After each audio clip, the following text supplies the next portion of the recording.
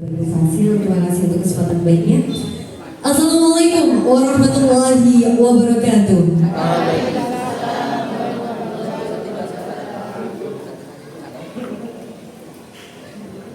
Selamat pagi Bapak dan Ibu guru hebat. Perkenalkan saya Urba Aisyah Kemal dari SMP Negeri 2 Dampit.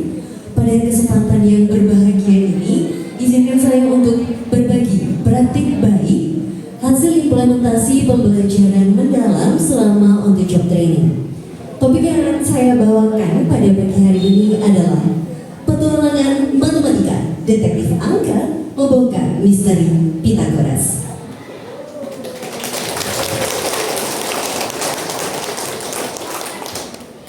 Topik ini berfokus pada mata pelajaran matematika, khususnya pada materi pembuktian teorema Pitagoras kelas 8. Pada pemaparan kali ini, kerangka kerja yang kami gunakan adalah inquiry kolaboratif dengan 4 tahapan utama, yaitu ada assess, design, implementation, dan MRC. Pada diskusi awal dan menurut hasil observasi, kami menemukan beberapa tantangan utama selama pembelajaran. Yang pertama adalah kurangnya minat dan motivasi peserta didik selama pembelajaran matematika. Hal ini nampak saat mereka justru asik dengan dunianya sendiri, asik dengan temannya bermain, dan juga mereka melamun, bahkan ada yang tidur. Masalah-masalah tersebut akhirnya mengakibatkan mereka itu kurang terlibat aktif selama proses pembelajaran. Nah, dua masalah tadi adalah akar utama mereka itu hanya sekedar menghafal rumus tanpa melakukan penalaran dari mana yang kira-kira rumus ini berasal.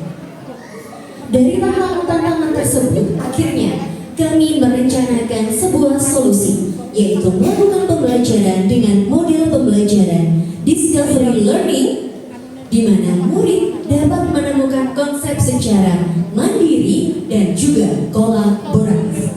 Nah, di sini mereka dapat menggunakan media interaktif, mulai dari media konkret dan juga media digital sebagai bantuan alat visualisasi. Nah, di sini kami melakukan persiapan terlebih dahulu, mulai dari menyiapkan materi, menyiapkan bahan ajar, menyiapkan juga media pembelajaran interaktif berupa yang pertama adalah kertas warna-warni. Mungkin Bapak Ibu pernah melihat ini atau belum? Kalau belum, ada yang seperti ini ya Bapak Ibu. Nah, selanjutnya yang sering dijumpai anak-anak dan sangat mudah sekali ditemui yaitu kertas lipat. Selanjutnya mereka akan menggunakan gunting dan juga lem untuk alat bantu. Nah, selain itu nanti juga akan ada aplikasi web, yaitu nanti akan saya kasih tahu ya Bapak Ibu. Boleh dilanjutkan? Nah, di sini kami juga menyiapkan ini ada alat misinya. Sebenarnya ini pada saat pembelajaran itu berada di sudut-sudut kelas, jadi tidak terpatok di satu lembaran ini. Karena kalau di satu lembaran ini mereka lari-lari, otomatis mereka bakalan tabrakan ya Bapak Ibu ya. Nah, akhirnya ini saya pasang di sudut-sudut kelas dan tidak teratur. Pokoknya mereka harus mencari di mana misinya sesuai dengan kelompoknya. Nah, lembar kerja dan juga materi yang tadi seperti ini buktinya. Ini adalah untuk lembar kerjanya. Yang di atas adalah untuk lembar kerja kelompok, yang di bawah adalah untuk lembar kerja secara individu. Nanti akan kami kupas tuntas. Selanjutnya ini adalah implementation, di mana ada 6 tahapan sesuai dengan discovery learning. Nah, sebelum ke 6 tahapan ini, kami membuka dengan kegiatan awal berupa permainan pemusatan konsentrasi. Nah, permainan pemusatan konsentrasi ini adalah memfasilitasi murid untuk menjawab pertanyaan numerasi dengan cepat dan tepat. Nah, pertanyaan ini akan mengasah kemampuan bernalar mereka dan juga menerapkan prinsip pembelajaran berkesadaran.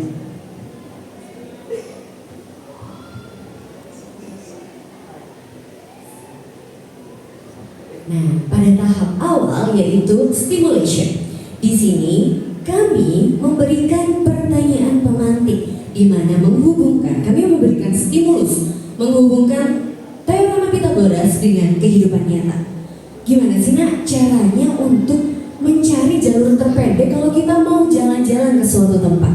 Atau bisa juga gimana caranya kita menghitung panjang dari tangga yang sedang bersender? Atau pernah gak sih nak kalian gabut terus habis itu menghitung kira-kira diagonal TV itu berapa ya panjangnya? Nah, itu bisa menggunakan teorema Pythagoras. Nah, di situ kami akan menerapkan prinsip pembelajaran bermakna. Yang kedua adalah problem statement, di mana kami mengajak para murid untuk berdiskusi mengenai permasalahan utama. Nah, gimana sih caranya mengukur tangga yang sedang bersandar? Kalau kita nih cuma tahu berapa ya tinggi temboknya dan jarak antara kaki tangga dengan tembok. Nah, di sini mereka melakukan olah pikir. Saat mereka sedang berpikir gimana ya caranya kira-kira yang Ibu Aisyah tadi tanyakan. Disinilah kami masuk dengan pertanyaan inti. Kira-kira bisa nggak ya nak kita membuat visualisasi dari luas persegi di sisi miring itu sama dengan jumlah luas persegi di dua sisi lainnya. Nah, pertanyaan yang tadi kami ajukan itu masuk ke dalam pemaparan tujuan pembelajaran, di mana murid dapat membuktikan teorema Pythagoras melalui prosedur susunan kotak-kotak menjadi segitiga siku-siku dengan benar.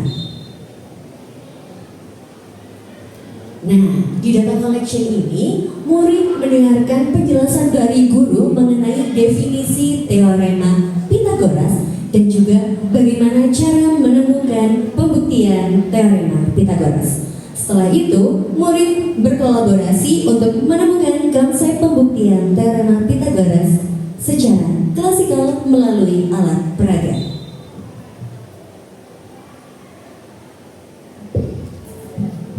Nah, di sini prinsip pembelajaran menggembirakan akan nampak. Setelah mereka mengumpulkan data, sekarang waktunya mereka untuk mengolah data. Pada pengolahan data ini kami sebut dengan misi detektif. Nah, kenapa kok disebut dengan misi detektif? Karena di sini mereka akan mencari misi yang tadi sudah saya tempel di berbagai macam sudut kelas. Setelah itu, mereka akan menyiapkan alat dan bahan. Jadi, alat dan bahan itu ada yang saya siapkan, ada yang juga anak-anak siapkan. Untuk alat dan bahan yang kami siapkan, berarti anak-anak harus mencari di mana ya kira-kira letak alat dan bahan itu Ibu Aisyah sembunyikan. Nah, setelah menyiapkan alat dan bahan, akhirnya murid akan melakukan penyelesaian misi. Nah, pada data processing ini kami menerapkan 4 pilar secara seimbang, mulai dari olah pikir, di mana murid difasilitasi untuk melakukan analisis mengenai misinya. Yang kedua adalah olah hati, di mana murid diberikan kebebasan untuk berkolaborasi dengan teman-temannya. Dan ada olah rasa juga, di mana murid dengan bebas menuangkan kekreativitasannya untuk menyelesaikan misinya. Selanjutnya ada olahraga, karena murid senantiasa selalu bergerak Bapak Ibu, karena mencari misi yang ada di sini, yang ada di sana, dan juga mereka kan senantiasa.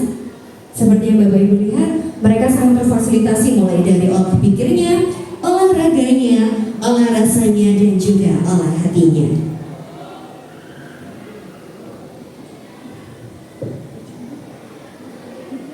Selanjutnya pada tahap verification. Pada tahap kelima ini, murid akan menyampaikan hasil diskusinya di depan kelas. Jadi, mereka akan menunjukkan hasil pembuktiannya. Ngapunten Bapak Ibu, saya ingin menunjukkan beberapa hasil dari yang sudah mereka kerjakan.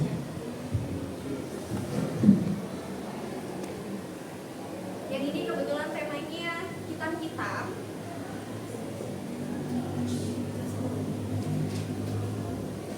Nah, yang ini ada temanya unyu-unyu, biasanya cewek-cewek ya Bapak Ibu ya, seperti ini.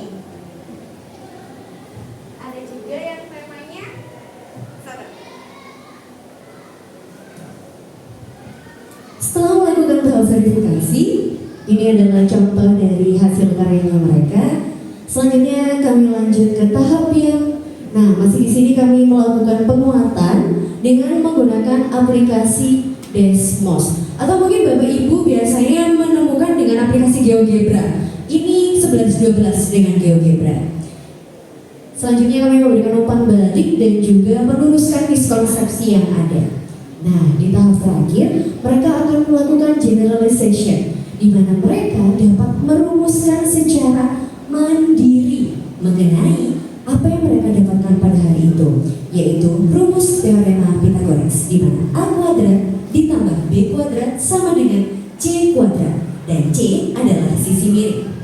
Atau mereka juga dapat menyampaikan dengan kalimat di mana kuadrat dari sisi miring adalah jumlah dari kuadrat dua sisi lainnya. Lalu setelah mereka dapat merumuskan itu sebagai penguatan mandiri, maka murid mengerjakan angka mozaik teorema Pythagoras secara mandiri. Nah, di kegiatan penutup ini ada hasil refleksi murid dan umpan balik. Ada satu hal yang saya suka, karena mereka memberikan umpan balik, ada yang seperti ini kalimatnya. Ada yang penasaran nggak Bapak Ibu apa isi kalimatnya? Isi kalimatnya adalah, saya suka pembelajaran hari ini. Ada juga yang bilang bahwa, Bu, harusnya pembelajarannya seperti ini aja, jangan yang seperti biasanya. Nah, kalimat-kalimat tersebut adalah menunjukkan bahwa pembelajaran pada hari ini dinilai efektif. Selanjutnya pada tahap measurement, reflect, and change. Nah, di tahapan pengukuran keberhasilan, di sini murid antusias ya Bapak Ibu selama pembelajaran. Setelah itu terjadinya peningkatan pada hasil asesmen formatif. Selanjutnya pada refleksi dinilai efektif karena pembelajaran dapat mengubah dari matematika yang abstrak menjadi sebuah pembelajaran yang konkret, sehingga murid dapat memahami dengan lebih mudah. Selanjutnya untuk perbaikan tindak lanjutnya nantinya adalah yang pertama, seharusnya saya menyediakan media visual lainnya atau lebih memanfaatkan aplikasi digital tadi. Yang kedua, mengembangkan lembar kerja yang lebih terstruktur, karena masih ada beberapa murid yang masih kesusahan dalam menganalisis misinya mereka. Dan yang terakhir adalah menerapkan strategi pembelajaran discovery learning pada materi lainnya. Izinkan saya untuk memberikan closing statement.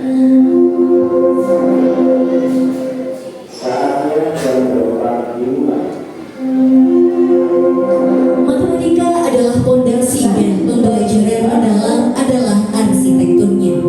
Dengan fondasi yang kuat dan arsitektur yang kreatif, kita dapat membangun sebuah pemahaman yang kokoh dan tak lekang oleh zaman.